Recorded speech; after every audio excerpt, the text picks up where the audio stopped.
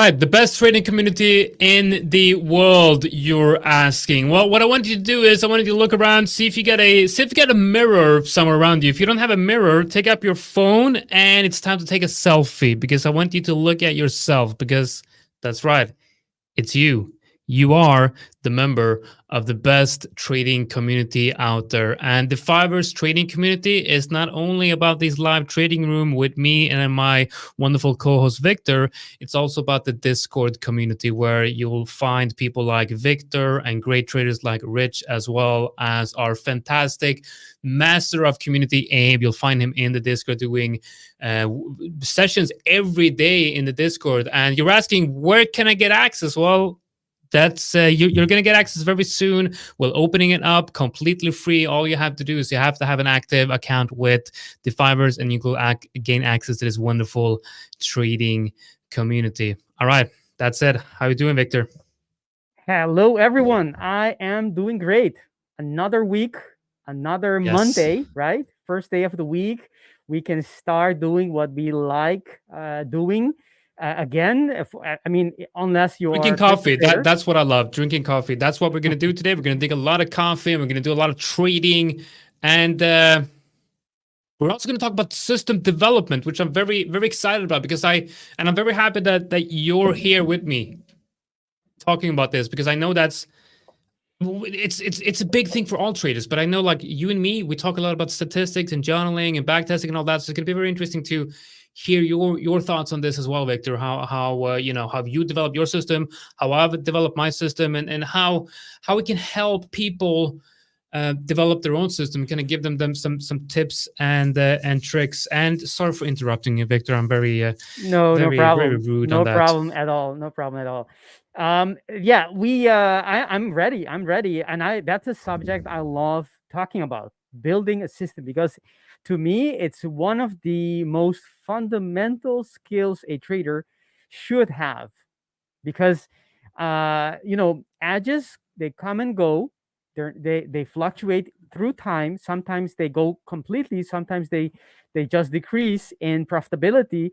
And if you don't know how to build a system, you're back at square one.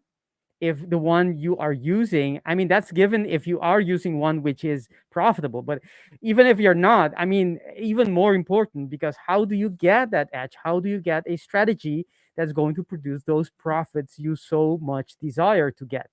And that is in the skill of system building. There's no other way around it. There's no holy grail. There's no magic bullet. There's no silver bullet, no pun intended. But there is, right? Absolutely. There is. It's about the skill about building a system. And that's a topic I think will be very helpful for a lot of listeners out there. So stay tuned, guys, and hit the like button if you like what we're going to discuss today. That's right. Make sure you do hit that like button to show us that this is the type of content that you want to see. Because, of course, some of our live streams will have more likes than others. And that also tells us that, all right, this is the type of content that you guys like. So if you want us to share real knowledge about trading, real actionable knowledge that you can use to build your own system, make sure that you do hit that like and subscribe to the channel. Not long ago did we celebrate 40K subscribers on YouTube. We are now at 43,000, which is just amazing. We're bringing so many new people to this channel, not only this channel, but also to the company, and helping them become, living their dream, having them, get funded and make some real money trading, which is absolutely fantastic. But it's all about, not only, giving you guys the access to capital to trade and to have you become funded and get payouts and live the dream and live the life that you want to be living. It's about giving you the tools to make sure that you stay profitable. And Henry in the comments is saying, is there another giveaway at 50K? Of course there's going to be another giveaway at 50K. Of course there's going to be another giveaway at 50K, and this one bigger than the last one. And you know what? I'm probably going to do a giveaway at 45K as well. So make sure that you do subscribe, which means we're less than 2,000 members from having another massive giveaway. So make sure that you do click that subscribe. So, system building. It's not only is it important, it's I believe the only way to become profitable in trading. There's no other way around this. You'll have a lot of people out there saying like, oh, I'm going to trade this system and this setup, and sure, you'll buy a system, you'll go on YouTube and you look at. I mean, you can just look at this channel. I mean, Victor has shared how he's trading with his order blocks. I've shared how I'm trading with multiple different systems. You know, I've showed you the RZ method. I've showed you the break and retest, and now I've also recently showed you how you can, be profitable just it's almost like swing scalping, where you go long in a high time frame support and then you sell almost immediately at like half an hour.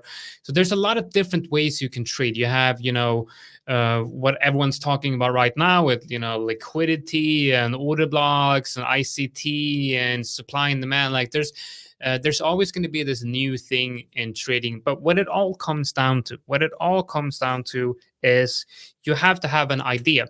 And that's what I believe with developing a system. The first stage is what I'd like to call the idea generation stage, where you sit down and you think, all right? Yes, I know thinking is not very fun, but it's something we have to do from time to time as traders.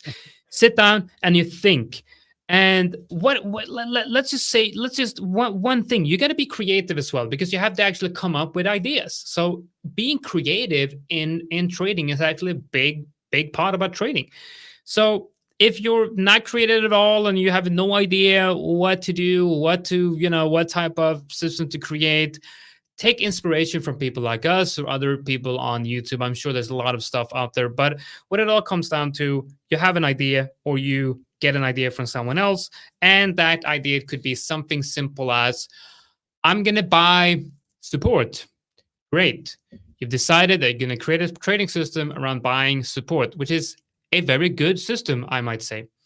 But then you'll realize that much more goes into just buying support. You need to have something that tells you that it's time to buy support. And what is support? Where is support? How do you define support? All of those questions. But I'm going to assume that you know what support and resistance are.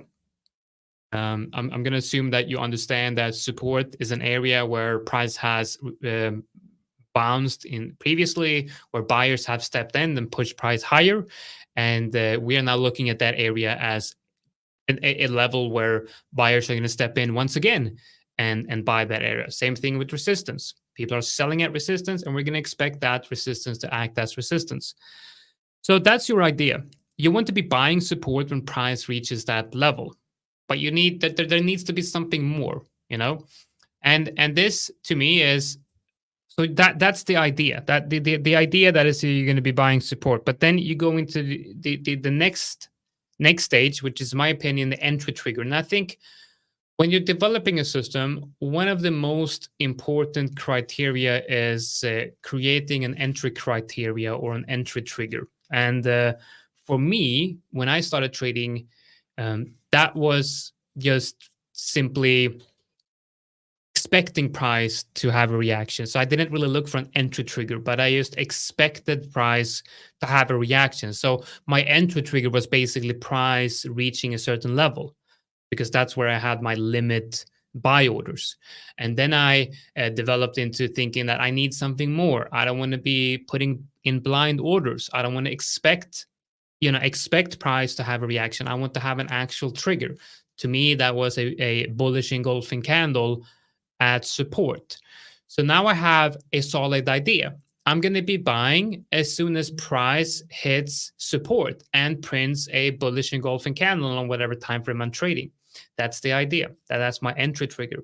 What I then do is I go back in time, look at price history for a specific Forex pair, crypto pair, whatever. Look at the market that you're trading. It could be a specific pair, or if you're a swing trader, you need many pairs. You basically is going to test many different pairs. Go back, look at how many times have this entry trigger produced the reaction that I want. Like, again, we're not into the realm of stop loss placement or take profits placement. We're only asking ourselves, is the entry trigger valid? Now, we don't care how big the move is or how small the move is. We just want to see, is there any edge in this trigger, giving us the reaction that we want. And you'll find with something like this, you'll probably find like above 50%, because it's such a fundamental idea in technical analysis. Buy support, engulfing candle, one of the cleanest, price action candle there is. You'll get a pretty good win rate with just that entry trigger. And when I say win rate, you're basically looking at what's the percentage of how often the reaction comes, and then when you have that, you start looking at how big is that reaction, meaning where can I take profit, and how far up am I going, and where can I put the stop loss. And when you have that in place, you have the first idea of a trading system. And I think that's the most simplest way to go about it when creating the first initial idea of your trading system. You're making very good points, Jonathan. And there are a couple of things. What you're saying is, all the steps that everyone actually needs to be doing, even if they're not consciously doing it, but they need to be doing that, right? Because every system has an expectation, something that is going to happen at a certain moment and a certain price, right? Either a reaction or a continuation, a reversal or continuation, some kind of reaction, maybe acceleration, maybe deceleration, whatever it is. And then you need a trigger, and you need an exit plan, right? How far are you going to hold it? How long? And what will be the triggers for your exit? I would like to, if I'm, what you said is exactly my ideas. If I were to explain this as well, how to build a system, the first thing that comes to mind is you need to have an idea. I know it's the same thing you mentioned, but it's important to repeat. You have to have an idea. And how do you get an idea? And an idea can be very it doesn't have to be very precise, right? That idea could be, I think it's going to go higher from here, or I think if it reaches this level or this area, this is going to happen. It's more likely to continue, or it's more likely to reverse and go the other direction for whatever reason. Even if the reason is not the correct one, it doesn't matter. If you start building that story, that narrative that we always talk about, right? You got to have the idea. If you don't, if you're new to the market, it's kind of difficult to have an idea, because you don't know, you have little experience, you don't know what to expect, how to form those ideas, how to get those ideas. And of course, one of the suggestions will be to, if you either you can, and this is one of my favorite, either you build screen time to form your idea. And building screen time is just what it is, watching price action for certain number of hours time, uh, distributed over a period. And you start building things. You look at what you're looking for is patterns. As traders, that's what we are. We're looking for patterns, things that are repeated in time, right? So repeatable patterns. And that can be something original, something that nobody's talking about, but it can also be something that already people have seen and are trading, right? That's the shortcut way. Taking something that is already there, either on YouTube or on a stream like ours, and you start building it. But you gotta make it your own. You can't just copy it blindly, because if you don't do the whole process, it's never going to be your system. And if you're going to be trade, it has to be your system. You have to know it inside out, and why everything, every component, why you're doing it. If you don't, then it's very difficult for you to keep on sticking to it, right? So let's go back to that idea that you preferably build by screen time, right? It's looking for those patterns that, if you are able to identify them before they happen completely, you will have an idea, okay, this is more likely to happen based on that screen time, based on your experience. And this is way before you even have the trigger, way before you know how far this goes, before you know start to have filters, because that's another thing. A certain moment you will have to have some kind of filters. But let's go to the basic things in system building, which is a pattern. Either you think you thought it up, or someone else told you, or you're taking it, you're copying from another person. You take that idea, the next thing you have to do is you have to test it, right? Before you can execute, and this is before you have a system, in my opinion. You have to test it. And that idea doesn't have to have a complete, how do you say that, a complete comprehensive trade plan with everything detailed. It doesn't have to be that. Just a rudimentary idea that you think, okay, for example, when price comes to support, let's go with that idea that you just mentioned, Jonathan. You're going to buy support. Very simple, very relatable to everyone. You're going to test that idea, right? Even though this is a very simple, oversimplified, but that's basically how you do it. You take that idea and you test it by saying, okay, I'm going to measure 50 or 100 or 200 supports, right? What I consider support. And I'm going to gather some statistics. How many times does it work? How many times does the support hold? How many times it doesn't? And then you can start reaching, okay, those times it does work. How far, what is the typical reaction, right? So you're testing it, looking to see if there is something to continue further on or not, right? Because, and if you measure something and it's 50-50, there are a couple of steps you have to do to test, if even if you have 50-50 where there's no edge in there, you can still investigate and see if they are in your data some idea of edge. Even if you don't see it at first, they may still be some ideas. But without going into that detail in that route yet, which is a couple of steps further. So the first thing is you get an idea, right? A pattern that you see, and then you test it very simply, because here you don't want to spend weeks and months on testing. Just very simply, just to get an idea, am I on the right track? And once you get that idea and you have the data, you have to analyze it. And by analyzing, I mean, okay, what does the data, what does the measurements, because that's what you're doing, it's an experiment that will have some data, right? What does it tell me? Is this something that I expected? Is the pattern, is there a pattern there or not? Maybe it's just your perception of a pattern, but it's not really there. If it's 50-50, there's no pattern, right? So let's say you're flipping a coin. If it's after 100, it's 49-51, I would say there's no pattern. So the conclusion is there is no preference on which side it's going to fall, right? In trading, it's basically the same. You have to find out if something happens more often than not.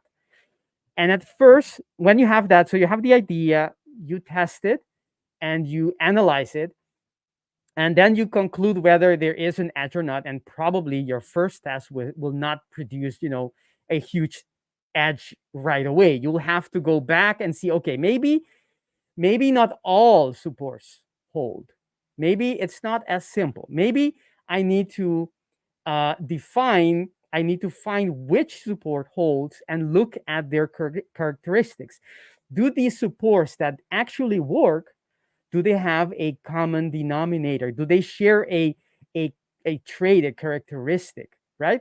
Now you're thinking, and here comes the creativity that you mentioned, Jonathan, where you have to think of outside the bottle, because no one's there going to tell you what to think of, right? So you're going to ask yourself, okay, what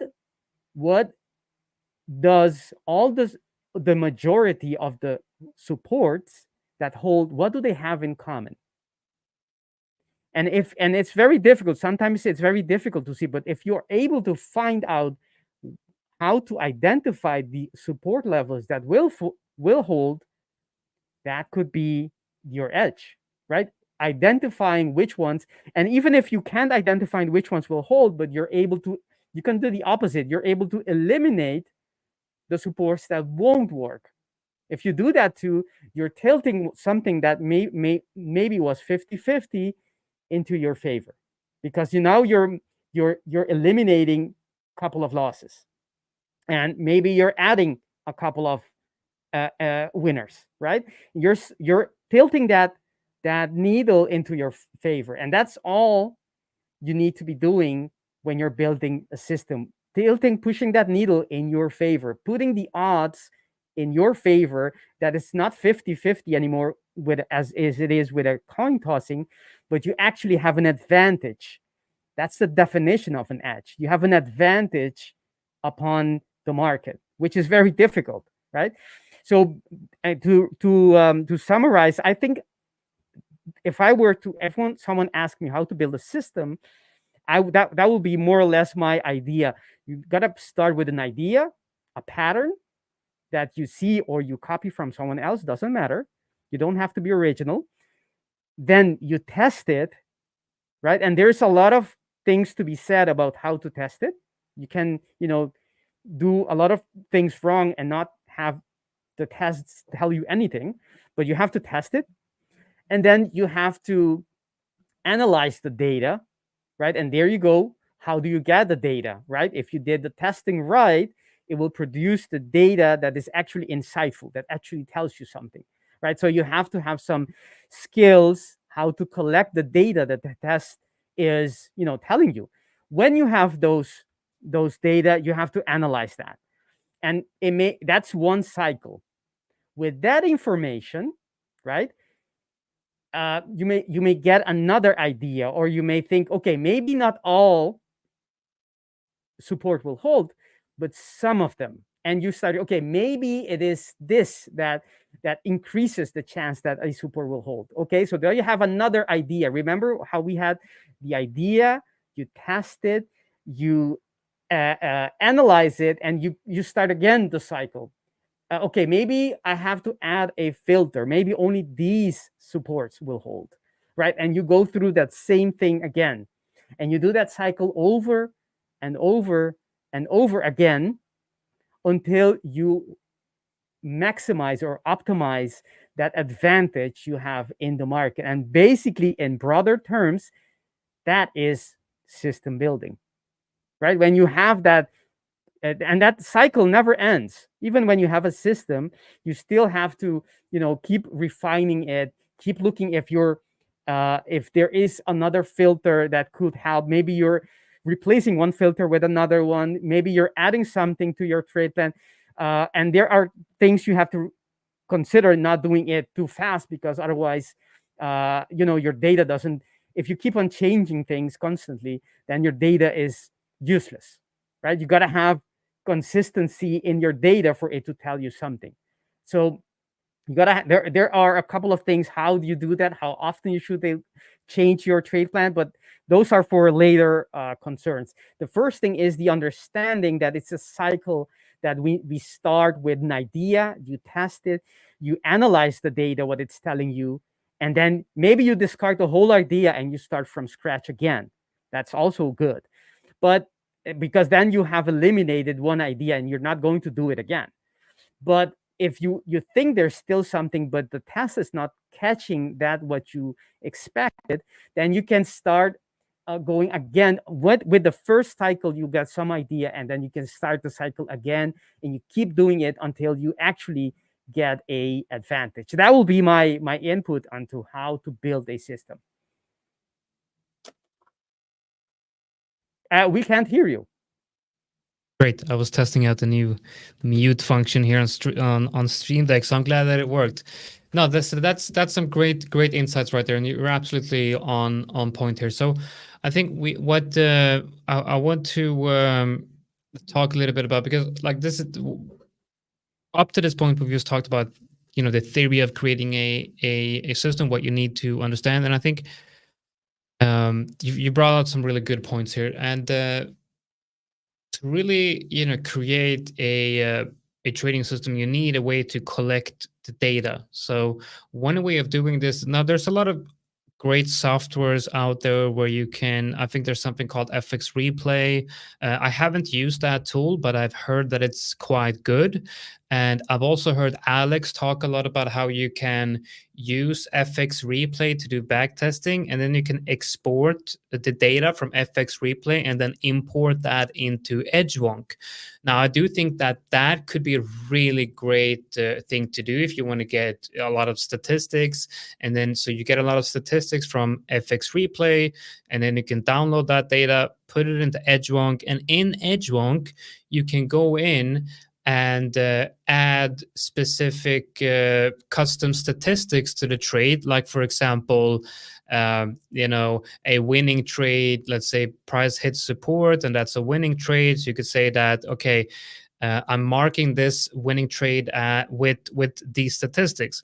4-hour bullish engulfing, 1-hour bullish engulfing, 15-minute break in structure, things like that. And then you can see on the failing trades, you might look at the failing trades and you'll see that, yes, it was a 4-hour bullish engulfing candle, but it was not a 15-minute break in structure.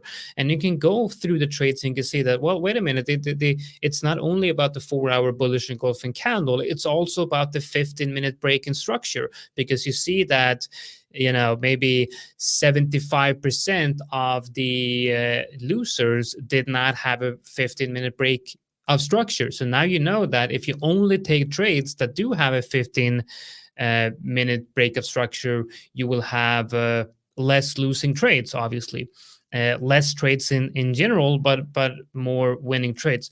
So it's these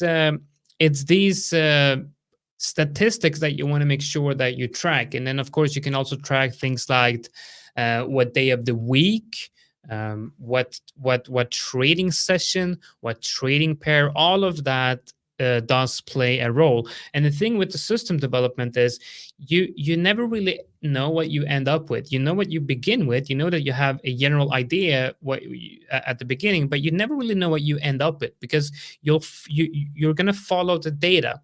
So if you find a two different patterns that align and create a good win rate and a good risk to reward ratio, you know that, all right, that's what I'm going to focus on. Maybe that's something that you had no idea would work, but statistics show that this is actually working. And so that's what we're going to continue on. So what we have right here is a free. So obviously FX Replay is paid to, you have to pay to get access to that, and same thing with Edgewonk. But this backtesting template right here is completely free, and you can find it in the pinned comments. If you just go to the pinned comment on YouTube, you get access to this backtesting template here. This is a backtesting template that I created many years ago, and I've used it to develop the system that I'm using now. This is good if you don't want to spend any money. If you do want to spend money, there's other tools which is probably better as well. But this could be good to use to get a initial idea of what you're doing is working, and then maybe move on to more advanced tools. So when you first open this link, I want you to go to File and make a copy, because you're not going to be able to edit this. You will have to make a copy. So what I have here, and the whole idea with this backtesting template is the confluence trackers. So you see here that I have confluence 1 to 10, and here you can add, you can add something like, we can just make an example here. So you can add horizontal level. So let's say we are testing a system where we're going to go long at support and short at resistance. So every trade obviously is going to have horizontal levels. So when you have one criteria that's going to be in every trade, maybe you don't have to track that confluence, but just for the sake of this test, we add the horizontal levels. And then we're going to do we can do this. We can add here, we can say daily horizontal level. So daily horizontal level, which means that the level where we enter is based on the reaction of a daily horizontal level. And then we're going to say 4-hour bullish or just 4-hour engulfing. Because again, we're going to be testing shorts and longs. So that's going to be a daily horizontal level, 4-hour engulfing. What else do we want to test? We want to test the stochastics RSI. And obviously there's different things with the stochastics RSI that we want to test, and I will show you I'll show you this later, but we'll test stochastics RSI. I'll put in OB as overbought and oversold as OS. So if stochastics is overbought in when we're selling, that's going to be a yes. If it's oversold when buying, that's going to be a yes on that one. And then we want to do stochastics RSI cross. So actually, this one I like to call stochastics RSI location, because that's basically what it is. It's just the stochastics RSI being above a specific area. And so basically stochastics RSI location. And then also if stochastics RSI is giving us a bull cross or a bear cross. And that's basically it for that one. I'm just going to fill this out. Just editing the original one here, making sure that it looks good. So this is something we're going to be trying out, okay? So now this is, I'm going to show you the overall idea here. So I'm going to go to Trading View, and I'm going to show you what I'm looking at on Trading View. A bit messy here.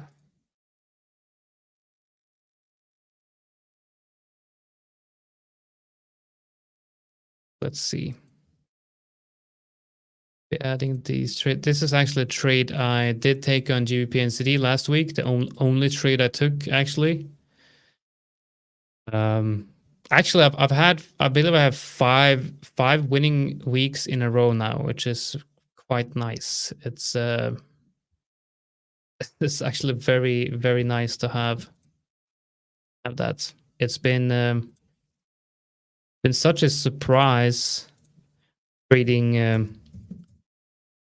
the system I'm trading now with a high win rate. Nice. Okay, so to make it very simple here, I have an indicator, and I'm gonna show you what this indicator is. If you go to indicators in Trading View, you can put in SRMTF, and you're gonna get one called support resistance channel soon, a lot of words.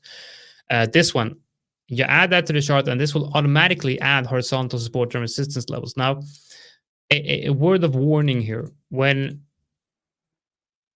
you're using an indicator to mark at horizontal levels, you have to remember that, at least from the way I'm trading with horizontal levels, it's important that you're consistent with your way of adding horizontal levels, because they have to have, if not rules, it has to make sense from one situation to the next. So for me, that's just, I know intuitively what I'm looking for, but all my horizontal levels basically look the same.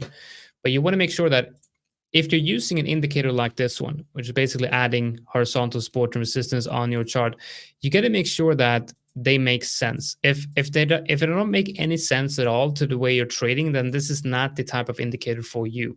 What I like about this indicator is that it's actually marking out the same level as I'm trading. So if you go back to this example here, this was a long I took based on support, and that's the exact same support. And at the time of putting the orders in on this trade, this was the support level I had on my chart as well.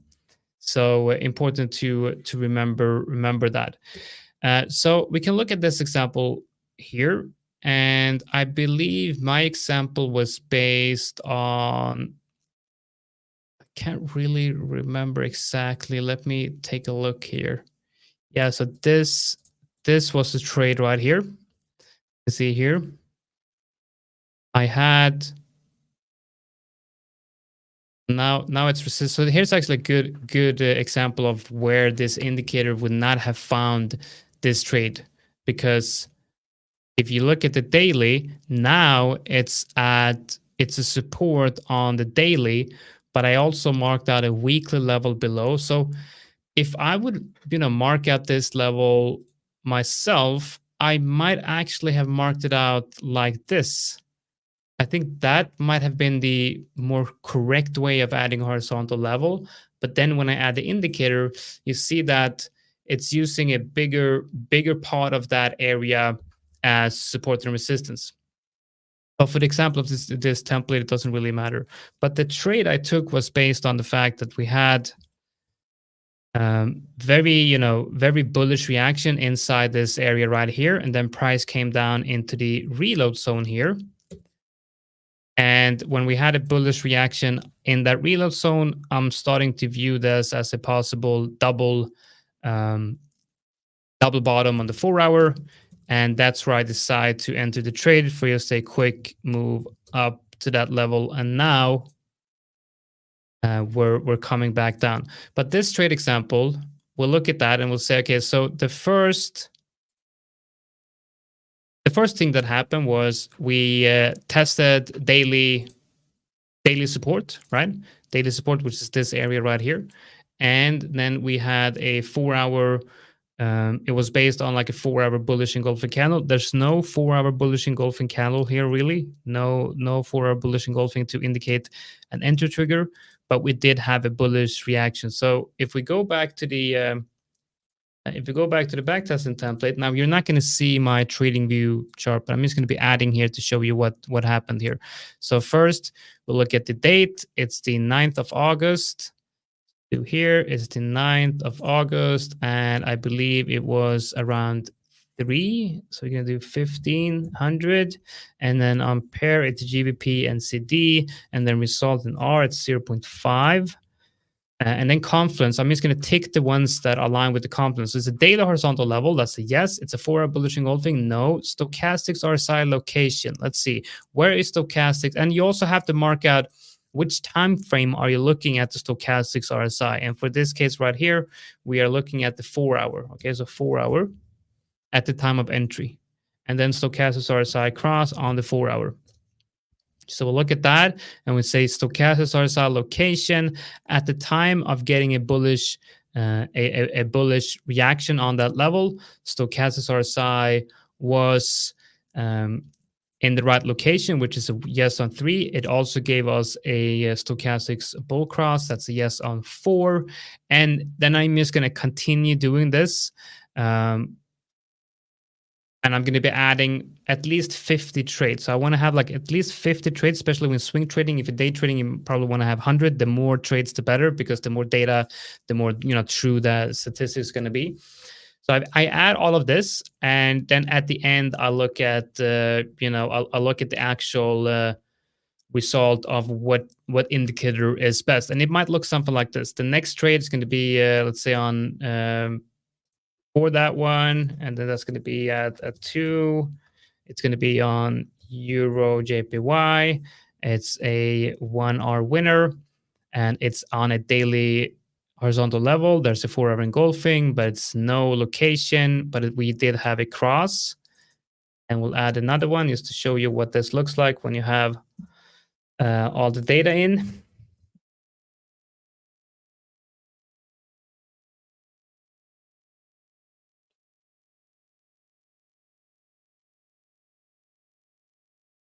Let's say that's not confluent with a horizontal level.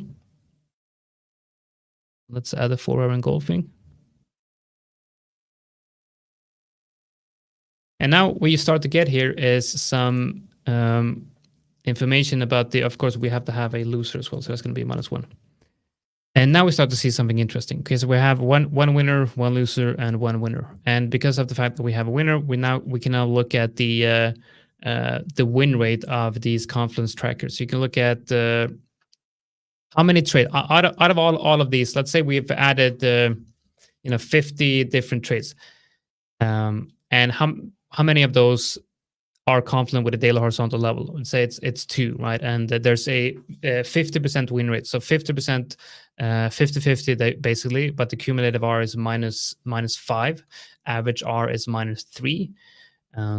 And you can look at the confluence of the 4-hour engulfing. We've got a 50% win rate, and then here we have a 100% win rate, and here we have a 66.7. So the powerful thing about this backtested template is you can look at which of the indicators you're tracking has the highest win rate and the highest cumulative R, as well as the average R. So if we add 50 more trades to this template, and we see that it doesn't really matter that it's a horizontal level. Well, actually, it has to, because that's the basis of the system. But if you look at the stochastics, this is a really good example. And so you could look at this test and you could say, what's most important, having a stochastics RSI in oversold when buying, or a bull cross? And through testing myself, I've seen that having the stochastics RSI in the right location, it's much more important than actually having a bull cross for the way I'm trading. And now it might work very differently for you. Another thing that you could be testing is the 0.618 fib. Okay, so every trade that you take, is it confluent with the 0.618? And this will give you a good idea of the combination of indicators to use to get better results. So if you have one indicator here, for example, that is just performing terribly and you're not getting any good results at all, and it has like a 20% win rate and like all the losers are confident with this indicator, now obviously you know that from this fundamental idea that you started with, this is not the right indicator for you to use with this type of entry trigger. And that's why, and this is actually how I started developing my systems. I can check, can go back to Trading View, and I can show you a great example of the RLZ method. I've did a couple of webinars on this in the past. So now let's begin with a simple idea. Okay, I want to trade using the break and retest system in a trend, and the idea is to get in on the break and retest and then follow the trend. Okay, so this is the trend.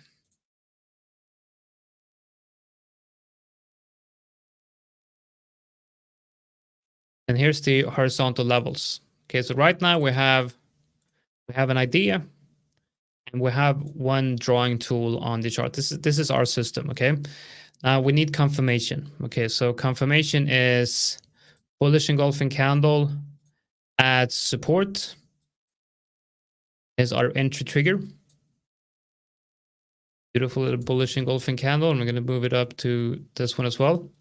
Okay, so now we have that we've tested this, and we know that okay, there's some edge in this.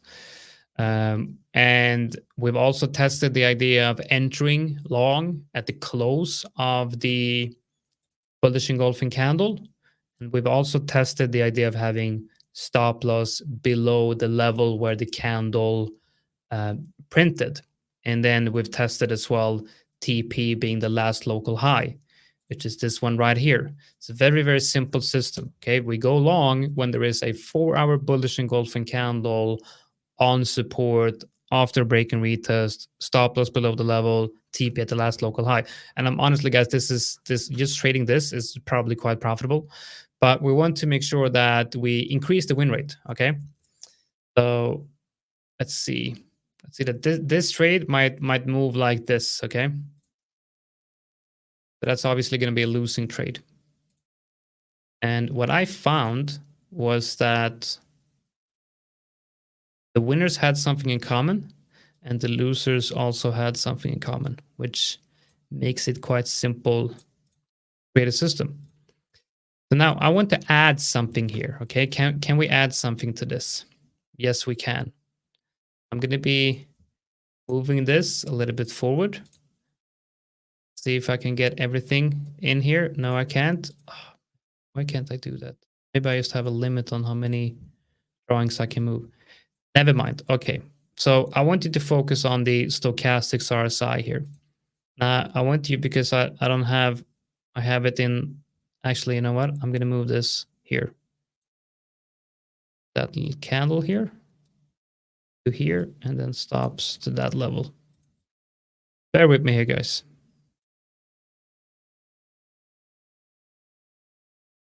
I think this is very, very useful for the people in the audience, because this is exactly what, the process, the mental process that we go through as we build our system. It's the considerations. Okay, what is it that we want? We want to be we have some data and we want to pick out which, you said indicator, and rightfully so, which tool, right? And it can be an indicator you have on your screen, but it can be anything basically. It can be, before news, after news. That can also be something you test that increases or decreases your results. And so anything that will be able to increase, put the odds more in your favor, and decrease the losses, and therefore doing the same. That's the process, and that's the whole process that we try to, inching towards profitability, or more profitability if you're already in profitability. It's I think that's very valuable, what you're Yeah, showing right here. definitely. Um, so let's see, what else do we have here? Now, okay, so the stochastics RSI, perfect example. This buy right now imagine that this is two trades, but you have to think about, you got two trades on here, but I've just tested 200 trades. Okay, so these are the 202nd account, not account, trade. I'm reading the comments and I'm saying what I'm reading. So even though this is just two examples, two trades, you have to think about, take this number times 10 or times 20. And that's when you get the interesting statistics. But for this example right here, and let's just assume that it's the same for the last, 50 trades. I went long here when stochastics was below, in my case, it's 30. I think the standard is 20 and 80, but I have 70 and 30. So when price is below 30, that means the stochastics RSI is in the right location to go long.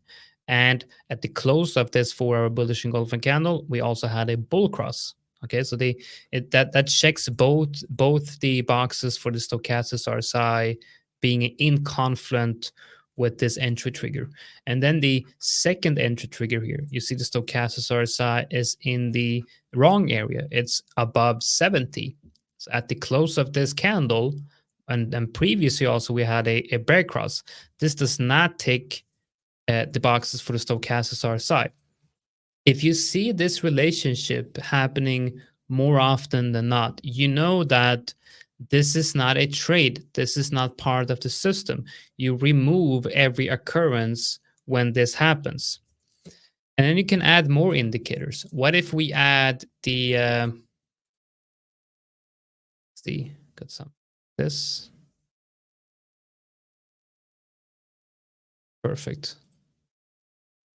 This is the 20 EMA, okay?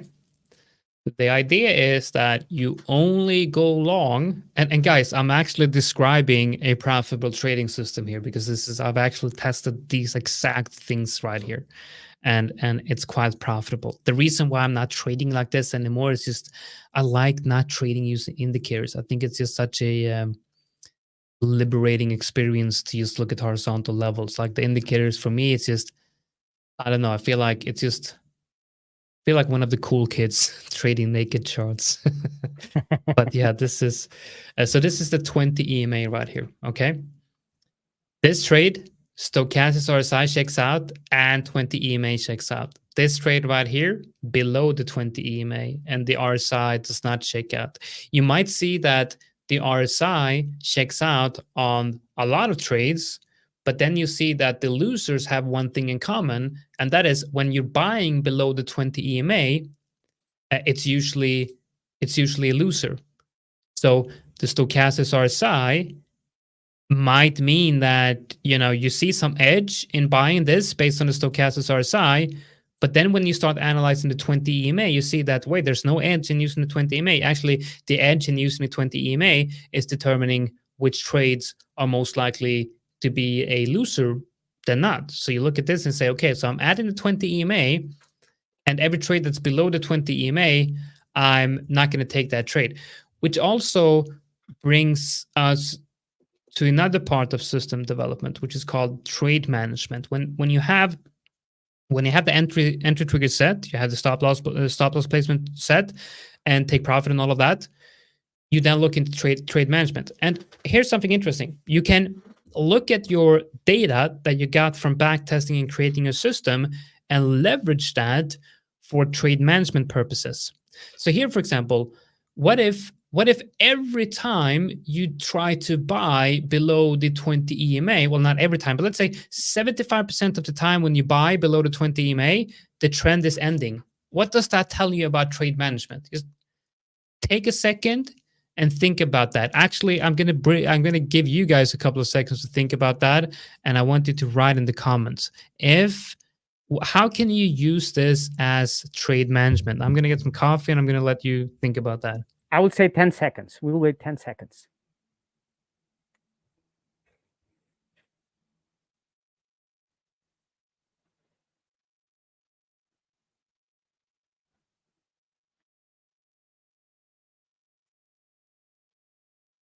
That was a couple of long seconds, wasn't it?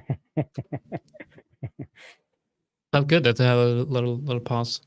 Yeah, Henry says need to sit on our hands. Well, no, because you're in the trade. So you're in this trade, okay? You've entered here and you're letting it run. So you're not having any TP. We're talking about trade management here. Okay, so the way you can use this as your trade management is very simple. You exit here. Once you have this criteria happening, yeah, exactly. Like Henry says here, you want to exit. Yeah. So if you've seen that this is a very bad entry because price usually reverses and changes trend. Well, if you're in a trend and you get that tells you that it's a bad entry. If you're in a trade and you're seeing signs of I would never be in this position because it's a bad entry, you can use that as a trade management strategy and say, well, I'm going to exit this trade, okay?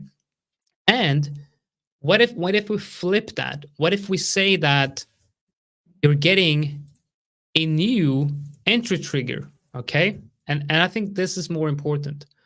What happens if you get this? Okay, so you now have another perfect entry trigger. How do you deal with that? And this, I guess this question is for you, Henry, and anyone else wants to answer. How would you deal with this? You're already in this trade right here. You're already in this first trade right here. You're letting this trade run, and now you're getting another perfect entry signal. Use it as a signal. Well, there's other ways you can use it because you're already in the trade. Sell. Not use it as a sell signal. I think there's two ways you can. Well, for me at least, there's one very clear way of viewing this. So let's assume that you've entered the trade here. You put your stop loss here. Yes. Okay. Well, very close. This is very close.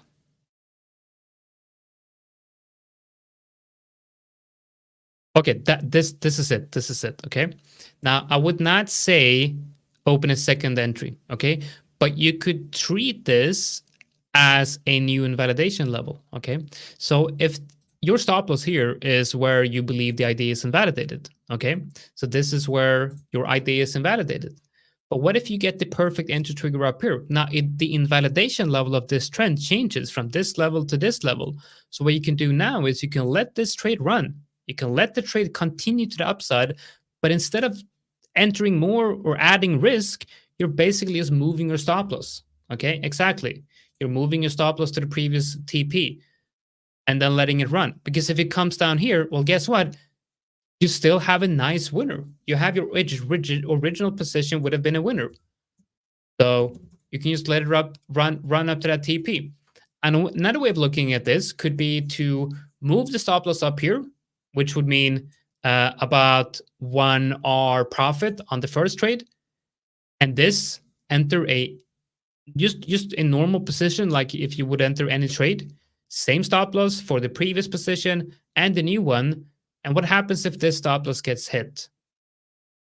If this stop loss get hit on the new position and the previous, you're at break even. You're not losing any money. okay?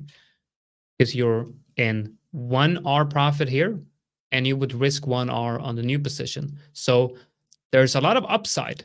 When the upside is basically 2R on this position, well, that would be 3R, I guess. So 3R on this position and almost 2R on this position. So you're risking nothing in this case. Well, actually, you're risking something, which is giving back the profits.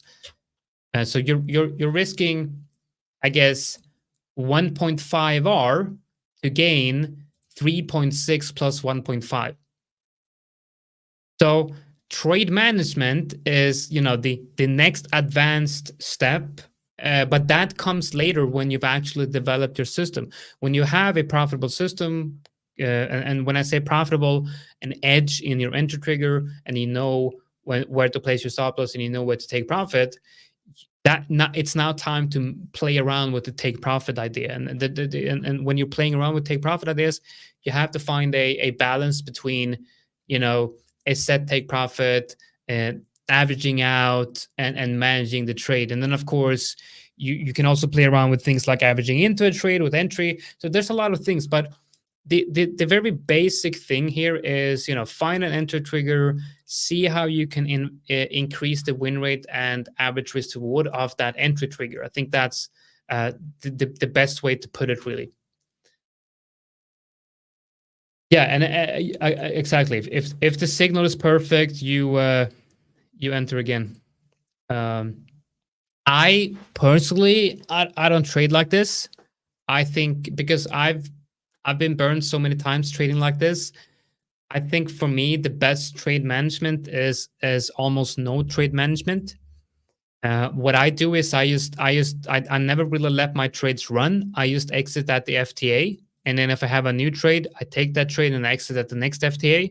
So whenever I get a new signals, I'm already out of the previous trade, which for me is a better way of trading. Better as well for your psychology, because you're always booking your profits, you're not giving back. Yeah.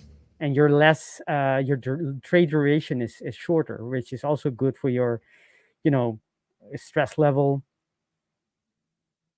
Definitely. What's my risk management rule? Well, okay, so I'm gonna look at the exact data for you guys. Look at that. I'm just gonna sign into my trading journal, and I'll share it with you.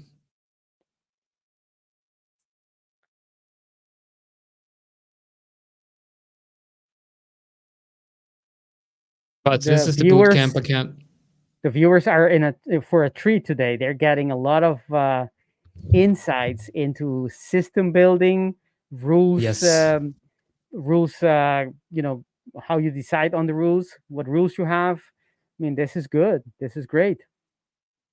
Okay, so this is the bootcamp valuation account I have, and I promised you guys that I'm going to be, completely transparent with the way I'm trading this account and showing you all these statistics and everything that I'm working on. I have not, though, added a lot of statistics to this, but you can see that I'm currently at a profit of 1.1%, get about 77% win rate, profit factor of 1.73. So the numbers here are very good. I should say our multiple is not correct. This I think this is around 3 or something, 3 or 4. I have to adjust this.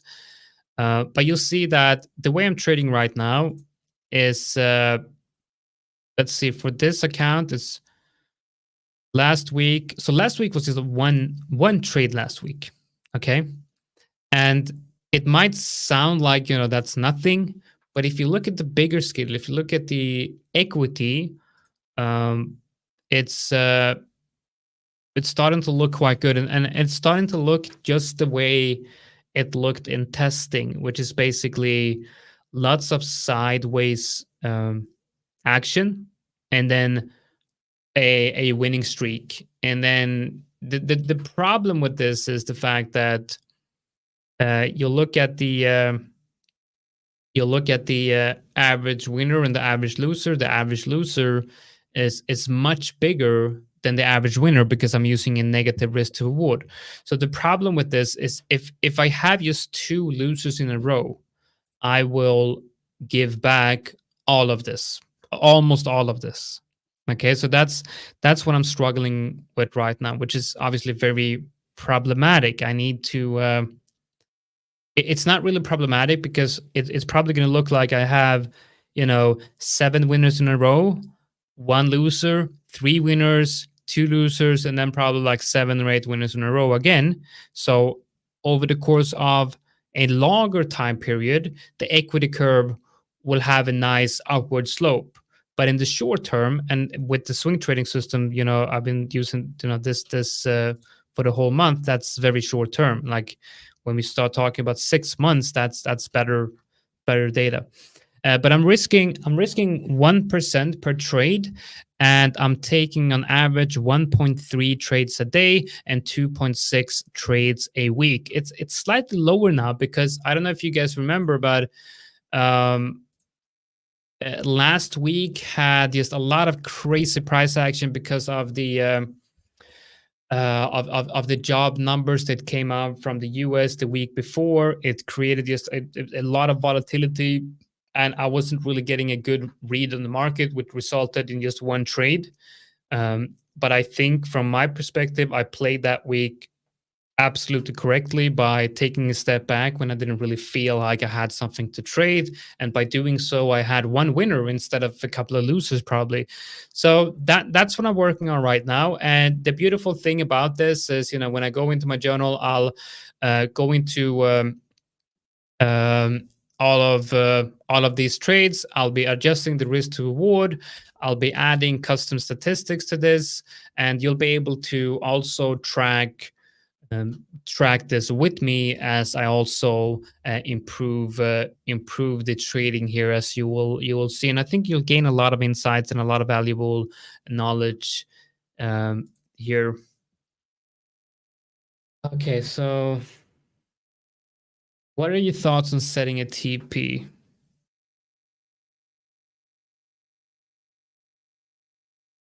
So there's no, like, I don't have any thoughts on that. Like, it's, you know the only thoughts I have is that that's great for you. If you're doing something that's working, you're doing something right. And if you tested this, then you're doing what's right. But I mean, closing the trade based on what you're seeing on the chart can be a very good idea. And I would say that if you're able to do that profitably, it's probably better to do that from a discretionary point of view instead of putting in a TP. Because if you're the type of person that can let your trades run, and then you're good at seeing the trades running, and you're good at seeing levels to take profit, then that's perfect. That's exactly what you should be doing. I think the same thing with stop loss. Theoretically, you could trade profitably without setting a stop loss, right? By having a mental stop loss. But it's in practice, it's very dangerous, right? Because you have different market conditions. You're not a robot. You can, in the heat of the moment, you can make human errors. So it's always the best practice in stop loss placement is to have one to begin with. And that, in a certain extent, that also applies to your TP, right? If you could trade profitably by having a mental TP or a TP that is not so fixed, right? So it is based on the future conditions, which you don't know at your entry yet. So you'll have it depend on things that you don't know yet, things in the future. But also it's less of an issue than with stop loss because leaving profits on the table isn't as bad as losing more than one R, which is the reason why you need to have your stop loss in place all the time. So in that sense, it's less it's sort of benign thing. It's not that bad. But the question that I then ask is, are you capturing the optimal profits that is offered during your trade or not? Since you don't have a stop loss, I'm sorry, a take profit, you always will be reactive to price action. Instead, if you have a TP, You're not reactive. You're just waiting for price to hit your target, and that's it. And it doesn't necessarily mean it's bad that you're reactive. Maybe that's your edge. Maybe your edge is in recognizing current market condition and to get out, before things switch over or whatever. But I would say your next step will then be is to collect data. Collect data as to what would have happened if is there a rule in your TP placement that could enhance your current management? Because if there is, then you can free up a lot of mind energy, mental equity into just setting that TP and walk away. Right? You don't have to be looking at it all the time. So it's not bad in itself. It's not as bad as not having stop loss, I would say. But there are a few questions that I think you should answer this viewer about is this the best way going forward? And maybe it is. I don't know. Your data will tell you. But you should at least ask yourself and test it out if this is the right management or not.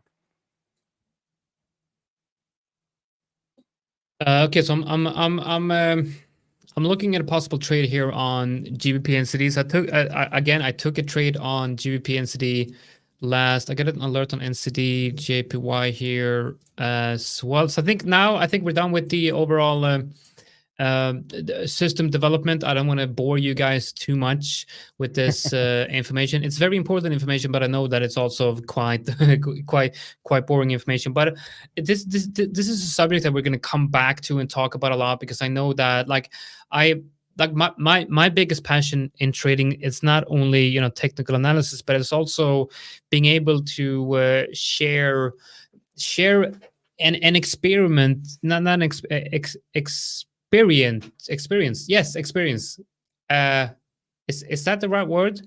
Yes, I think it is. It is. Yes, it is. Yes. So I when I became profitable, it's like I can't put my finger on exactly why and what happened. It's many years of different things that took me to the place of profitability, but I remember the feeling, and when I think about it now, I get this feeling of like, you guys, like, you're so close. There's so many people out there that are so close to becoming profitable, and I just want to push you guys over the edge into the realm of profitability, because you don't understand how close you are. You're only like a couple of trades from becoming consistently profitable if you're not already. And it's like, it's a mindset shift, yeah. Break. Good. That's exactly what we're going to do. We're going to take a 10-minute break, and then we'll be back and we'll do some more live trading. So we're leaving system development, and I'm going to be possibly entering some trade here live, because I do see some signals printing. All right. See you guys in 10 minutes. Take care.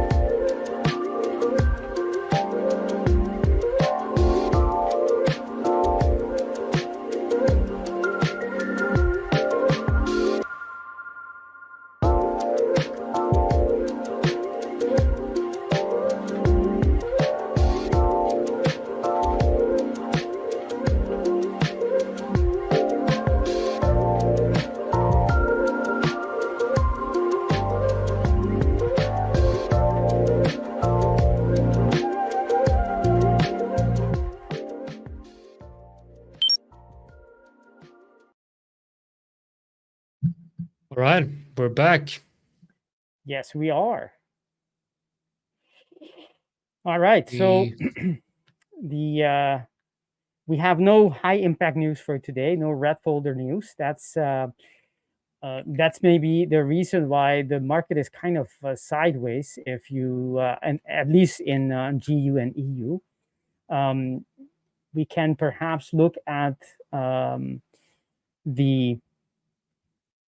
price action, and I can perhaps break it down. But you were going to say something before we went on to break, Yeah, Jonathan. so I've just entered a trade on GBP/NZD.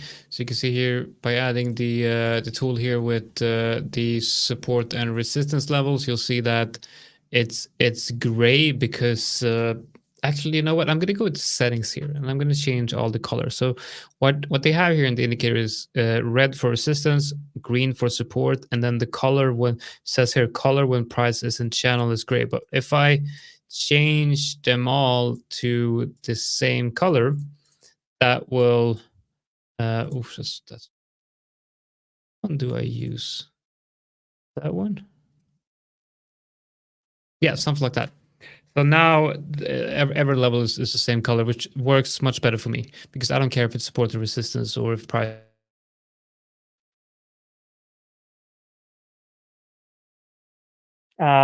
We I'm not sure, but I don't think we have your audio. You can hear me now, right? No, now I can't hear you. Yes, we lost you there for a few seconds. Did you lose microphone as well? No. Well, yes, audio and video was frozen for a little bit. I don't know if it's mine, Great. but I think it. But I could see your cursor move on the screen, so we did have connection, but there was something. Okay. Something happened there.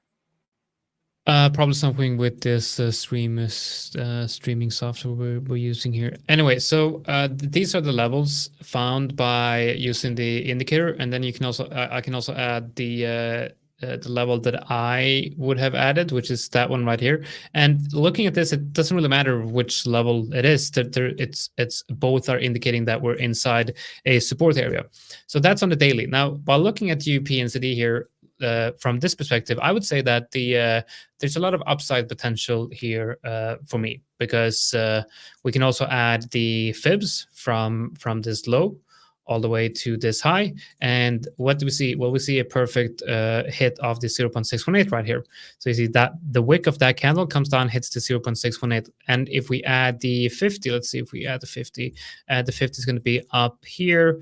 It doesn't really help me with this case, but it doesn't really matter. The one I'm usually using is the reload zone, and that's the 0.6 minutes. So on the daily, I am leaning towards the bullish side. Now, of course, this current daily candle, you could argue that, well, that's not looking bullish at all, but it doesn't matter because that's a moving candle. It's a printing candle. It shows it gives me not a lot of information. It's the previous two candles that I'm watching because like you can look at this in the same way as you would do in backtesting. Are you looking at candles that have not printed yet when you're testing a system? Of course you're not. So the candle that's currently printing, even though it looks bearish, is not really what I'm using in my analysis. And then we can drop down to the 4 hour, and what we're seeing on the 4 hour is basically this.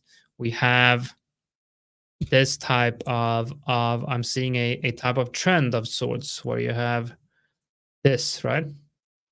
And I'm expecting price to start, moving a bit higher. We do have higher highs and higher lows. Even if you're not watching that as higher highs and higher lows, we do have a sort of support area of sorts somewhere, around this area. You can mark it out however you want, but this is some type of support. And then, of course, if you add the fibs from that low to that high, you will see that the local reload zone is right here. And what do we have here? We have a test of the reload zone right here and a nice 4 hour 4 hour bullish candle, almost like a pin bar-ish candle right here. And then if you go into the 1 hour, it's a very, very good bottom formation here with multiple bullish candles, kind of like a V reversal here down in this area. Same thing we got on almost all the lows in this current trend or range or whatever you want to call it. And the idea was to enter here when you have that 4-hour candle, closing, enter on the close of that candle, and then trade it up to these highs on the lower time frames. So as you can see here on the 15-minute, you see that there's a lot of air in this area right here, and I'm looking for price to fill this gap, if you will. Now, looking at my trade management, we can go even deeper down to the 5-minute, and what I'm expecting here is a possible move down to this level. So we can very easily see a move down here, but if we do not bounce here, if I see something like this, then I will exit this trade. I'm not a lot of times do I see price go, because I'm using a very, very wide stop loss. I could have used, this stop loss here for a much better risk to reward, but I'm using a very wide stop loss in case there's some sort of emergency. If there's, you never know with the markets, right? There can be just crazy price action is taking out my stop loss down here and continuing lower.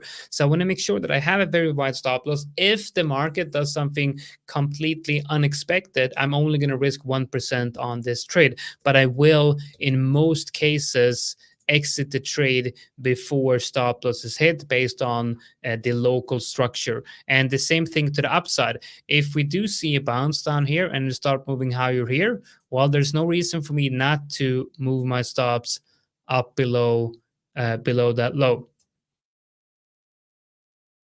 Well, yeah, so it's a very interesting observation here. This explanation sounds like you're a day trader. And the thing is, what I would say is this approach right here is more of it's more of swing scalping. So if you guys remember Saul, he was on last week on Tuesdays. He's also coming back tomorrow.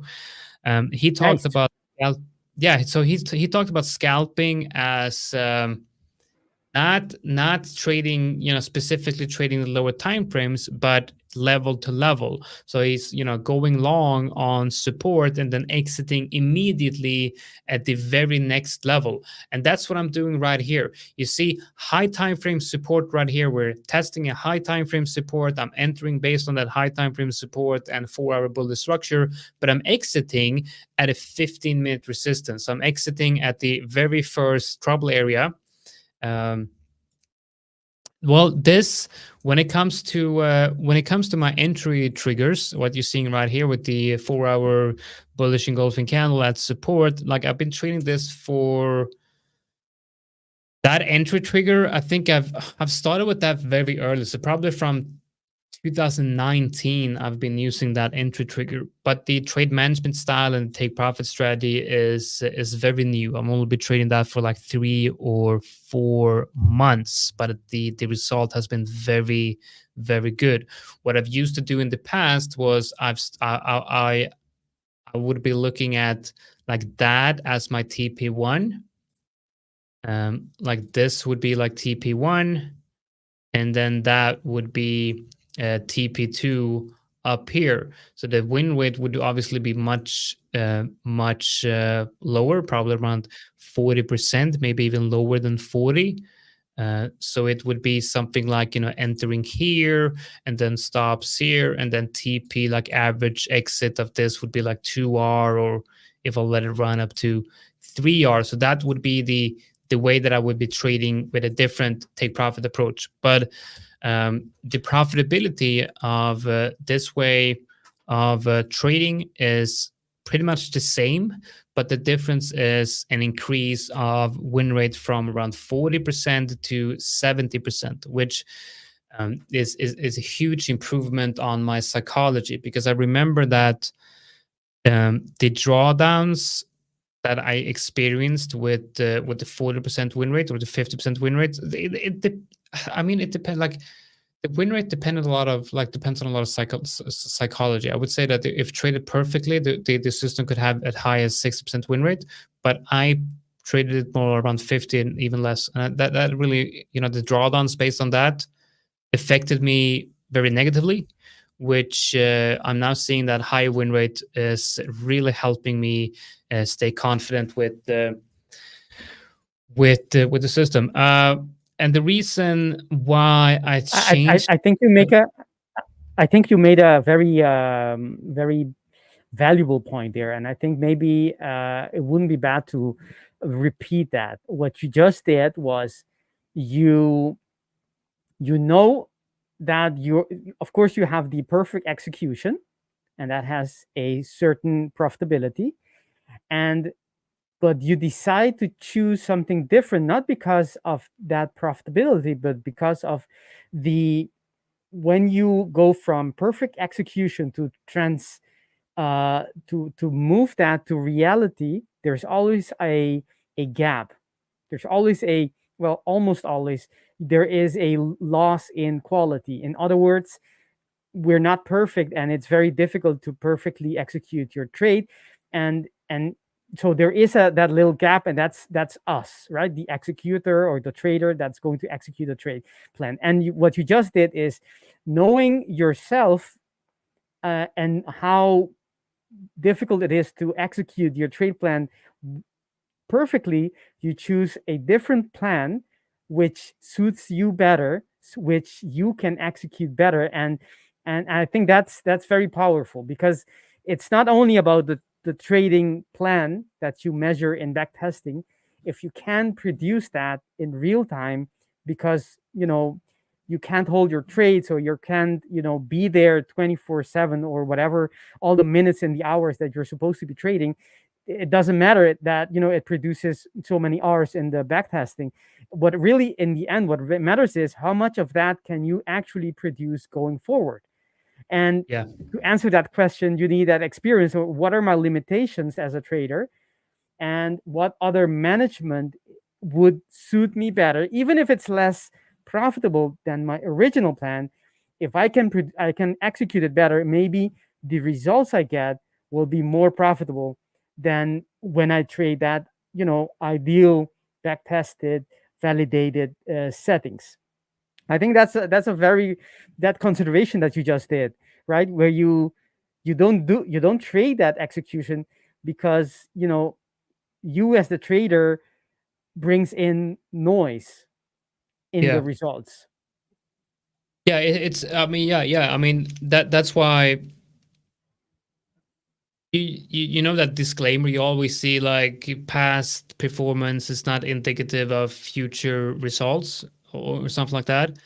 And that's the whole idea with backtesting. Like you can backtest, and then, like, I've had backtesting sessions where I've tested a system. I'm like, wow, this system is incredible. Like it has high win rate and high risk to reward.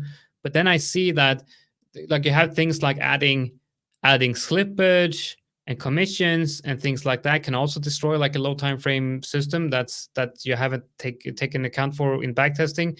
But the big thing is psychology, basically. Like when you're backtesting, you're like, oh, this is awesome. I'm just gonna let it run. I'm gonna let it run for 2 weeks, and it becomes a 30% winner on the account. Like, oh, that's amazing. But obviously, in reality, you're gonna sell that position many times before hitting that TP. Okay, so right now, I'm like I've said in this GBP NCD trade right here, based on this, not really. I mean, I'm not. The thing is, like, I'm not feeling great about this trade, but I'm also not really feeling a lot. I'm just gonna, like, I'm in the trade. I've put my entry orders in. Like, if stop loss or TP gets hit, I'm not really gonna care too much. Looking at NCD JPY, I do really like this on. So we can even look at the weekly. We came down here on most of the JPY pairs and hit a support area. And I do think that this massive drop that we had during these weeks, I think we're going to get we're definitely going to get a move higher. I think that's in play right now. And one trade I'm looking for is potentially getting a bounce down here for a move up to that level. But another pair that I think could be printing a very interesting price action here is Euro CAD. So let's see. First, I'm going to be adding the indicator here. So the indicator is not really like I would want to see a level above here as well. Something perhaps like this. But it doesn't really matter. What I want to see here on EuroCAD is very obvious on the 4-hour.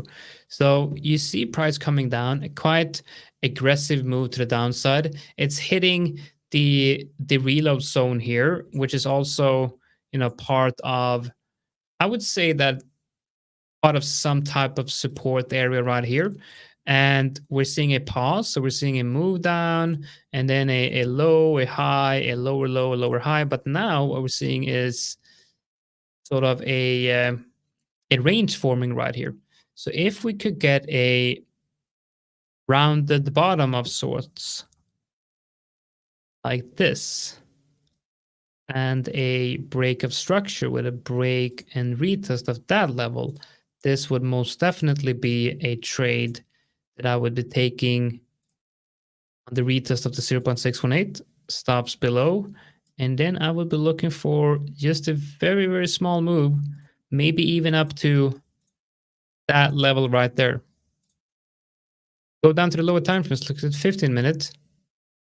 See that there is something happening here on the 15 minute. I think it's quite clear on the 1 hour as well. I could definitely see a move up to this level. That would be 0.6. Yeah, so something like that is what I'm looking at on EuroCAD. So I do have a lot of ideas here that I'm looking at for this week. Another one here is Euro JPY, also coming down into the weekly reload zone. We can go to the weekly here. We can see that it's a very clear reaction. That's a very nice wick on that weekly candle. And then we're about to, we had a bounce here inside the reload zone right here. This is also one of those trades where I would want to see some type of entry here. Stop loss maybe down here, depending on the I mean, this is also a trade that I would be looking at. 0.6R could probably get a little bit more out of this. And then Euro GBP, I'm looking for a move down here at support. Just going to be buying that bounce. And GBP JPY, same thing here. There's a lot of interesting JPY pairs here, and they're probably going to be activating at the same time. So I'm just going to select the one which I think looks the best. GBP CHF, just looking at a simple break and retest of this area. So I got my alerts up here and will sell when it hits that level. NCD USD, I'm not really sure about NCD USD though. Here's another one where I think we have a fairly good resistance area somewhere around this area. So if you have a clear rejection here, this could be a break of structure on the 4 hour, maybe something like that. And on EU, I'm looking for a long. No, not really. I'm actually going to move that lower. And same with NCD USD. I think that's a very clean. AUD USD, I'm going to move that lower as well. So what I have is I have this priority list, and my next trade is going to come on some of these pairs. So I have my priority list, and that's the one I'm really focused on. Okay, Victor, do you have anything you want to? Sure. Let's see. Let me share my screen, and I can break down what I'm looking at, because while we are in the stream, I am, of course, trading live or looking at the market, looking for those opportunities. And let me get this. It's not easy, man. It's not easy to think about what you're talking about, and then think about the entries and think about the trade management and looking at the comments, because and especially when you enter a trade like GBP NCD and there it goes directly into drawdown. I'm like, yep, I entered this trade and it's looking terrible. Yep. When puts pressure. When that happens, I automatically start, going through my steps. Did I follow everything correctly? Did I do this? Yes, Did I do that? Exactly. But when I do that, I have, it takes me some mental equity, and I'm only good at focusing on one thing at a time. So doing all the other things, but hey, that's the life of a live streamer, right? Yeah. Of a day live trader who streams live. All right, so let me go to my screen. So I'm looking at, well, basically on EU, without going into all kinds of structures we have below us. What I do have is this TP is based on the H4, so it's not relevant on the higher time frames. But what I had was we discussed this before. We got into a weekly entry order block on EU, and this wig is very interesting because it left the first. This is not the first time it came in, but I mean, uh, as it came in, automatically the same. This one, the last candle, left that big wick, which is actually a pin bar as well, behind, and that tells me that this order block is doing its thing. It's pushing price lower. uh, if it's going to hold or not, we'll see. Price looks very impulsive and very bullish, so it looks like it might not, but we'll have to wait for that. When I go to the daily, I don't have anything in the sense that this is the last order block we have. We haven't had in this pullback after we was pushed back by that weekly entry order block. There were no entry or no bullish structures on the daily, so I don't have any bullish setup on the daily. I'll have to wait maybe today. I have this very small. Let me make this bigger for everyone else to see.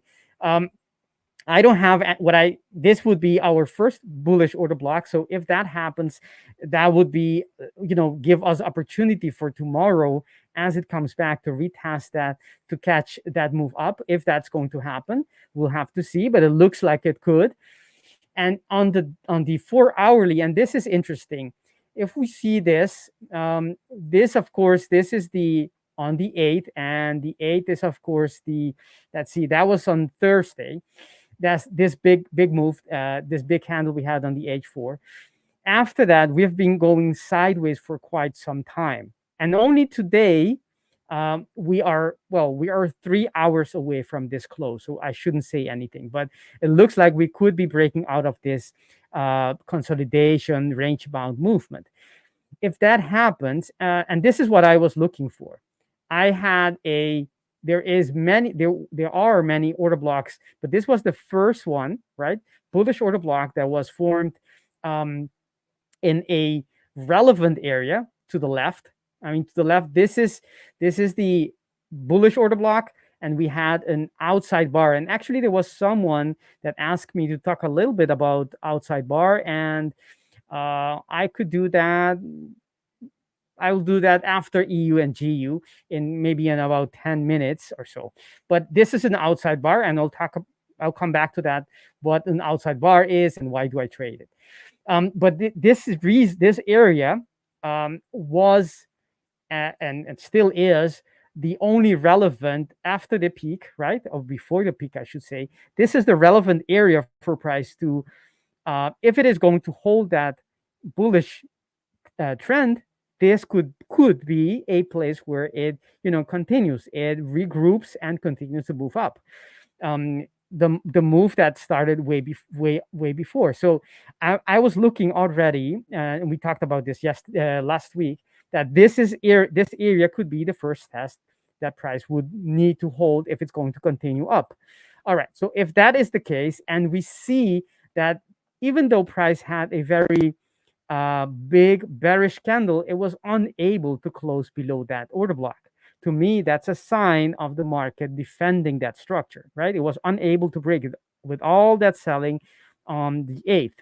After that, we kept holding very neatly, very nicely this level, right? There were many attempts by the evidence of all these wicks, how price intended and tried to go up, but in the end couldn't go higher, couldn't close higher, but we didn't go lower either, right? So it's market is kind of in balance on both sides. So we have this order block, which is not anymore the most recent one, but we had another H4 order block that formed after this one that I just showed, and this one is more recent. And what do I see, right? I'm just looking at the order blocks, how it's being defended, and how it's being invalidated or not.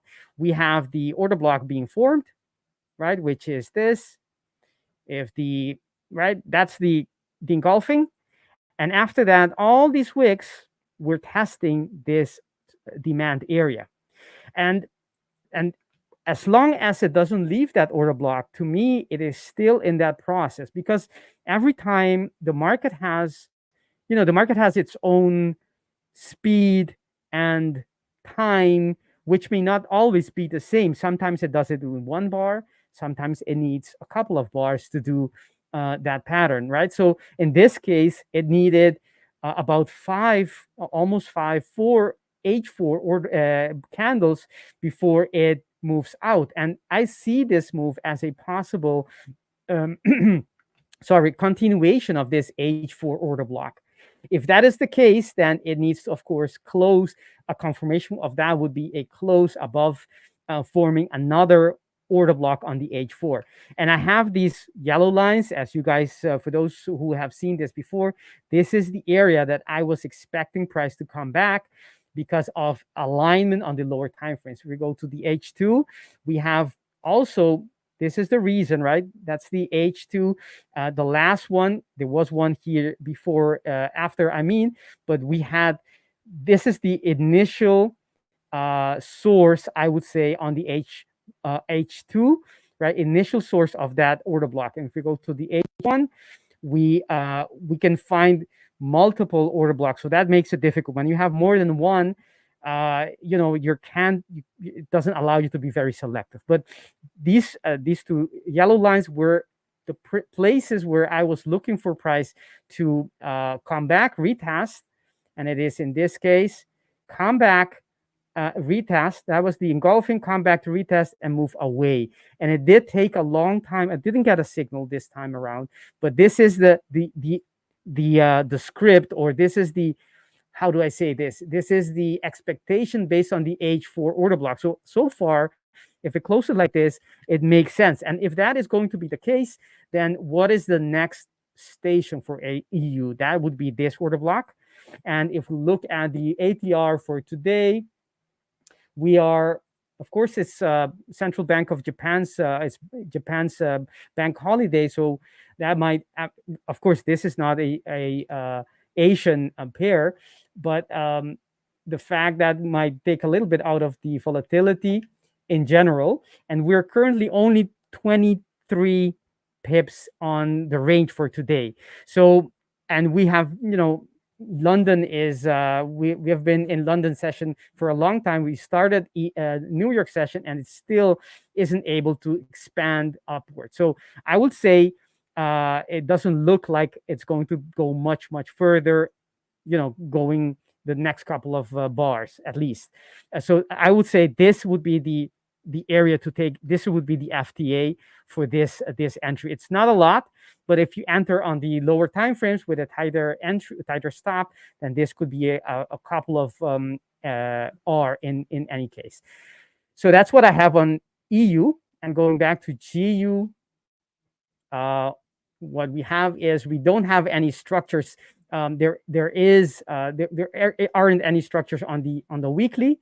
On the daily, we have multiple structures going in, and we had a very nice outside bar here with on the daily. So I'm expecting, or I'm waiting, not expecting, I'm waiting for price to come back to get some kind of a entry long on the lower time frames, right? H4, H2, etc. And if I do that on the H4, that's not at play yet, so I can't be looking for anything in here. But what I do see is that we did have I'm playing with, not playing, but I'm looking at this order block. Remember what I just said, that sometimes the price action moves in different how do you say that, in different speed, right? Sometimes it only needs one bar, and other time it needs multiple bars to make that move. So if we see this, there is a bearish H4 order block, and price has not been able, if I take these off, price has not been able to close above it, right? It's still valid, right? Even if it's 1, 2, 3, 4, 5, 6, 7 bars back, or 6 bars back, it's still valid. So to me, the movement is still at play, which is this: market went up, uh, produced that engulfing, and is now still retesting this order block, this whole area. And so there is that possibility of a push down based on that H4. And if I go to the lower time frames, I did take a trade on this. I left it on for you guys to see. I did take a trade in this was a setup last week, and I closed it at the end of the day since I didn't have a daily reason to hold it longer than that. And today I'm in a trade short again on. Let me blow this a little bit up so we can see that. I'm talking about this area on between those yellow lines, right? Based on the H2 and H4. I'm sorry, H4. Yes, that's the bigger time frame here, the bigger structure. This the H4, but in here we have on the H1, we have that order block. You see, let me capture that. That's the order block that was formed this morning, and we're now retesting it. Doesn't mean that this is going to hold and price will go lower, but if it is going to go lower, this is the place that it is likely to come back to retest and go lower, right? If we go to the lower time frames, you can see how there is a quasi information on it. This is the quasi on the 5 minute, and it didn't break. So that's a sign of strength. It didn't break that. So, but it can still break it. The fact that it hasn't break it yet doesn't mean it's not able to break it in the future. As I see this looks very bullish, and it's likely to go higher, but that's what it is. I got some entries as price was coming back on the lower time frames, as price was doing this, right? And it came back. This is, of course, a quasi, so we can't see it, but the neckline was around here, right? So basically what I had was this kind of break of structure, and as I speak now, it looks like it's going to be taken out, and that's fine. That's the quasi that I saw on the lower time frames, and as it came back, and this is what I mean, while streaming, I was taking my entries in here with my stop above this high. Roughly here, stop entries were around there with these stops, and I'm targeting the next structure below us, which is on the H1, which would be this order block, right? So that would be 52, around that, something around that extent. So something in this range, and that's it. That's what I have on the setups. Coming back to the viewer who asked me what is an outside Before we bar. continue, let me just quickly share my screen, and I want to update you guys on this position. So if you guys remember, I said that I'm expecting a move lower before the price continues higher, and honestly, I think the best thing to do would have been to place my entry orders here. Because if I'm looking for half an hour trade, then I would already be at profit. So if I would have my entry orders here and my stops would be same area, then I would actually already have been have a profitable trade. But and also, if we add a fib from that low to this high, you'll see that the level that gets tested is actually the 0.618. And here's the thing, this always blows my mind. The 0.618 of that low time frame fib that hit perfectly is also the mid zone of the bigger fib that I based the trade on. So I got this medium time frame fib, which confirms the right area. And then you go into the 15-minute, it's like, oh, you have the RL set on the 15-minute as well. So there's like confluence between a daily horizontal level a 4-hour level, and now I'm on the 15-minute, and I find the exact same thing. It blows my mind how it's like a whole universe in trading. Like technical analysis and the idea of fractals is just, it's art. I mean, it's just beautiful when you find these patterns. Yes, it is. Just like in nature, right? We can see Yeah. that pattern. That Fibonacci ratio is something. It's a natural occurrence. In what I mean by that, it occurs in nature by itself, right? It's not something imposed by anyone. It just happens because law of nature and things we perhaps don't understand, but symmetry and all of that. So Victor, I yeah, think you wanted to share something. You want to talk about outside bars or something, right? yes, How about we save that till tomorrow, because we're only about 5 minutes till the 2-hour mark, and I got to record some videos right after this live stream, so I'm a little bit pressed on time. And I do think that you talking about outside bars and order blocks and bullish engulfing candle, I think we need way more time than just 5 minutes. So yes, I think we could prepare that for tomorrow. So tomorrow we have Saul on. So for the first hour, we're going to be talking with Saul, the CEO of The 5ers. And by the way, guys, let us know if you like. Do you have any questions for him? Like, you prepare questions for him. Could be any type of questions about the company, the products and trading conditions or whatever. Great opportunity to ask him those questions. And also we'll see. We'll continue on where we left off last time, where he shared his and his way of trading. I think is really at the very root of discretionary trading, and being a discretionary day trader is trading is difficult, but within trading there's there's different difficulty different. levels.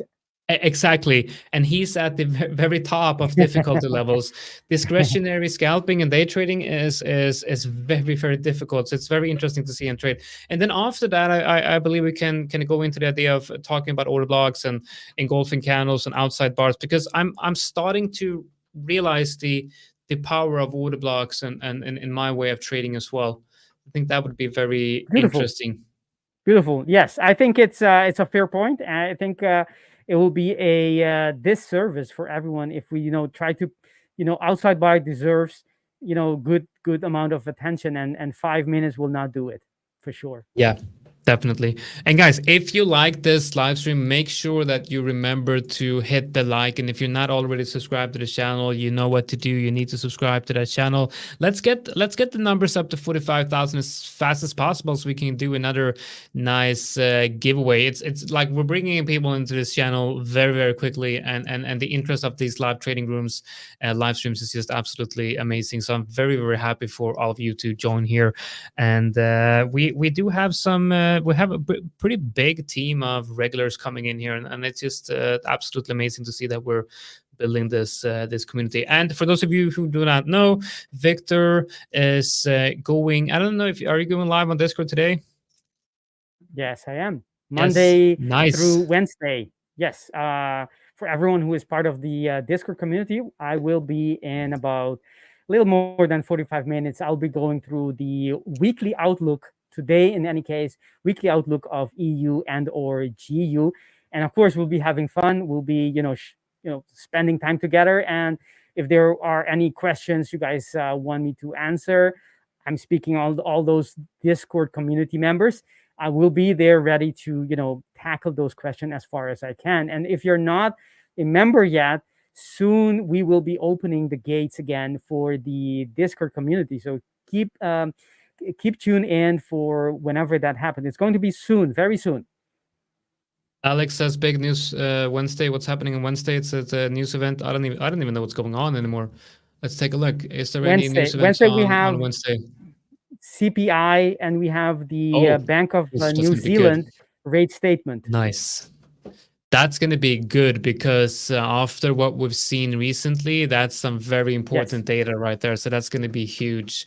All right, I'm going to go celebrate the GBP NCD trade that's about to hit TP, and I'm sure that it's going to hit stop loss right when I start celebrating.